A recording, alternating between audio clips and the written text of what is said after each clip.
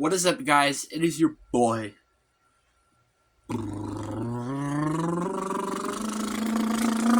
Brett Big is here. I don't know why I did that. That was weird. But anyway, welcome to another video.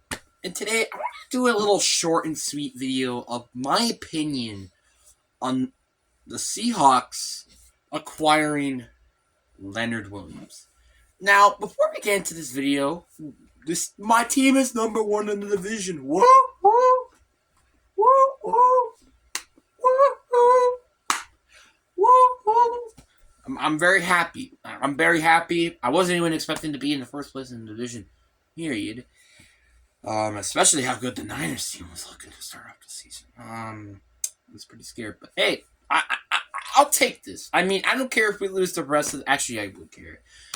I don't care if we lose to the Niners at the end of the day and not even make it to the division, or win the division.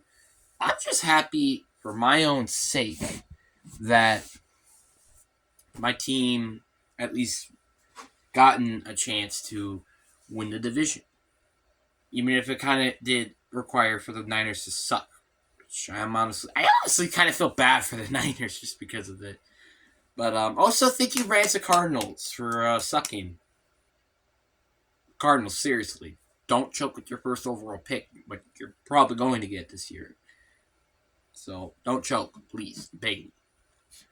I want some competition around here. I also would like to see Arizona win a ring just because of it. Again, I want every team to win a ring, even including teams like I hate, like the Bills because of how overrated they are, and the Vikings because they're the purple carnation of Satan.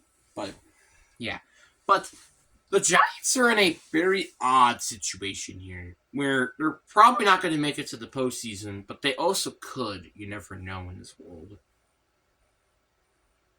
But they decided to think, okay, let's face it. We're not going to make it to the postseason this year. We're looking in a pretty bad situation with Daniel Jones with his contract and stuff. And we also got to pay Saquon Barkley. What should we do? Hey, how about we trade Leonard Williams in his poor contract? I guess that's not a bad idea, I guess. So what they did, trade him to Seattle. Now, obviously, I do think this is a right move for us because we are not that good at generating pass rush in terms of getting after the quarterback, I feel like. And our D-line is kind of lack of actual experience. General Wilson, sure, yeah, he has a ton of experience, but Darrell Taylor doesn't really have that much. Bafe Mafe, same thing, and also Derek Brown is a rookie. So you kind of get the only really good players that are actually getting after quarterback that have some experience is Dermonte Jones and Jaron Reed and General Wilson. Those are really the only players. Which that's kind of sad, and I kind of wish we had more older players around and actually even good defensive linemen.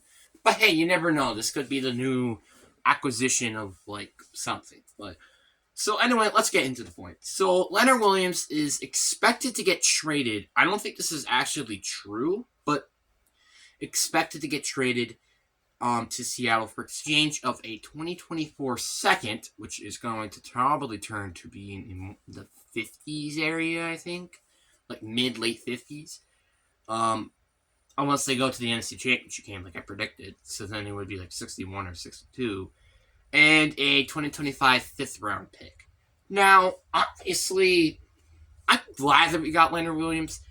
Yeah, he's a bit of much of a payment, but we're not paying our quarterback a ton of money, even if it's $35 million a year. And we're also kind of getting some cap help, so that's a bit of a problem. Also looking at probably restructuring some contracts. Looking at you, Geno Smith, or DeMondre Jones. But honestly, I think this is a nice, solid move to just continue to try to add on to a team that hopefully can win a Super Bowl this year. Kind of like what the Niners did and try to win the Super Bowl with Christian McCaffrey. But the problem that I have with this pick is what's going to happen long term with this pick. So, the biggest problem to me is not because of Leonard Williams' contract, even if that's a problem.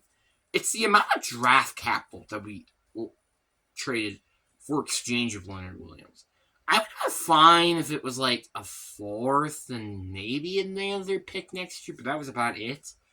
But the fact we're trading a second and a fifth next year for exchange of Leonard Williams, who honestly is just like an average good player at best for the past 2 years, including this year, obviously, so this year and last year, is, in my opinion, a bit of a concern. Because I think it's just a bit too much for a guy who's starting to decline, obviously. If you're looking at his BFF grades, be specific. So I'm a little concerned with that. The other concern I have, obviously, is his contract, but the other concern is, what is he going to make an impact to this team? Because, like, the problem is we don't have, like, I'm not saying we have terrible edge rushers or really interior edge rushers. Like, we have DeMontre Jones, Genoa Wosu, Darrell Taylor, like I just said. It's just the lack of actually having an actual great defensive lineman is the issue. Is Leonard Williams them? That? Oh, absolutely not. That's not even true. Like, maybe he was back in the old days, but that's not him anymore. He's arguably kind of going to start to slow down and honestly makes these seconds and fifth really useless. Now, I'm not saying he can't be a big impact to the team. Oh, absolutely not. He can still be an impact to the team. It's just, is it too late for that matter? And that's my biggest concern with the Leonard Williams trade, if it does happen. Because I don't want a guy who's getting paid a lot just to be average or good at best, and then come to a team that's already pretty crowded into a pass rushing group like Bafe Mafe, Derek Hall, and then the 3 other players that I just said. That's 5 players, and also Jalen Reed too. Like, that's 6 players there that he's supposed to fit into. That's a problem. I'm not saying like this trade is terrible by any means. I do think this is a nice trade, to be honest. But if I would have actually tried to trade for a pass rusher, I would have went for players like Delano Hunter, Josh Uche, or Gary Jarrett. Like, some actual players that actually have experience to get after the quarterback. Delano Hunter, I would honestly trade a second and a fourth next year just to get him on the roster. Which, that's more than what we're getting for Leonard Williams. By the way, let me just quickly mention that. And you know what sucks?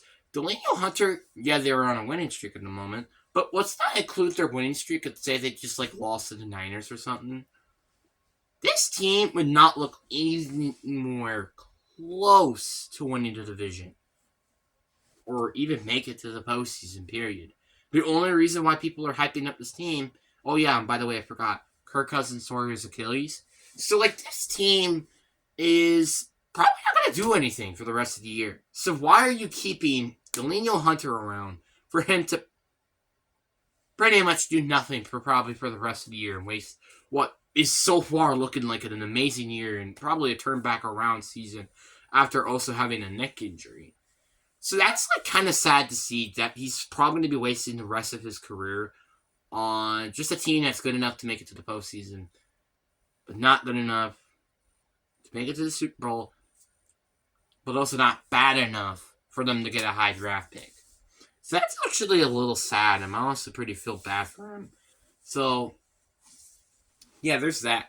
Even if we had to trade a first round pick just to get Delano Hunter and 6 next year, I'd still take that because Delano Hunter, in my opinion, is one of the best pass rushers, and the fact that he actually could make an impact to this team is nice. Again, I'm not saying that Leonard Williams is such a terrible trade. It's just the options that we had to making a trade with him is a little frustrating. And at first, when I thought Seahawks were making a big trade with Giants, I thought, okay, that's weird. Obviously, at first I knew this was going to be Saquon Barkley, because let's face it, you don't need Saquon Barkley. But it's just a little disappointing of how much we had to trade for a guy who's kind of getting overpaid, and also the factor that Leonard Williams is, traded him for a lot. But let me look at the Giants' point of view with this trade before I start to get into grids. And honestly, this is a lot longer than I thought it was going to go. The Giants had definitely a very, the Giants, they're looking like they're going to go back into a rebuild again, which I hope they really don't. Or, actually, it's probably that, or they're just going to run the same course. And they just traded Leonard Williams to hopefully retool the team. So I guess they're retooling or they're rebuilding, which those two are not good things to hear. So obviously, this is a very good trade for them. Not even just because of the package that they got for him. It's just the fact that they're getting these draft picks to hopefully fix the team that's honestly just very lack of talent. Outside of Dexter Lawrence, Daniel Jones, and Saquon Barkley, and also Andrew Thomas. Those are 4 players. That's some of the main players to this team. And one of the only reasons why this team still stands to this day. But now let's get into draft grade or trade grades. Giants, I give you an A+.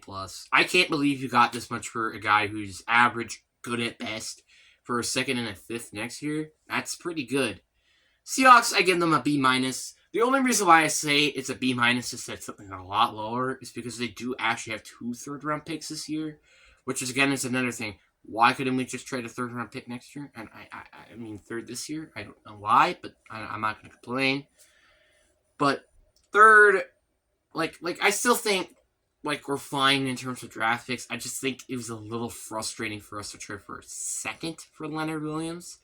But, yeah. But also, I would also say it's B- because this is a decent producement to the team that is a kind of lack in actual pass rushers. And honestly, one of the reasons why we had such a slow start, I feel like, is because, well, one, we didn't have Devin Witherspoon, but that shouldn't be an excuse because he's a rookie who's actually been playing really good this year, might be winning Defensive Rookie of the Year. But also you got Tariq Woolen that actually missed some practice, but here's the thing, he was doing pretty good too to start the season. And then you also have, but then you have the D-line, so I think that's just a bit of the problem with this team, is the lack of talent at the front 7.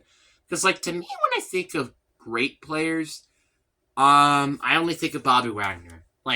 Yeah, Jarrell Taylor is a nice pass rusher, but he ain't great. Jenna Wilson was good, but not great either. And DeMontre Jones got paid way too much than he should have. And I honestly knew this was going to happen in the first place. And I genuinely hate the fact that we did. But, yeah. But anyway, I hope you guys enjoyed this video. It's actually a lot longer than I thought. And also, if you're new to this channel, please subscribe to the channel. We are nearly getting to 100 subscribers, which is pretty big to me because I didn't even think this was going to happen. But at the same time, if it was going to happen, I wish it happened a lot earlier.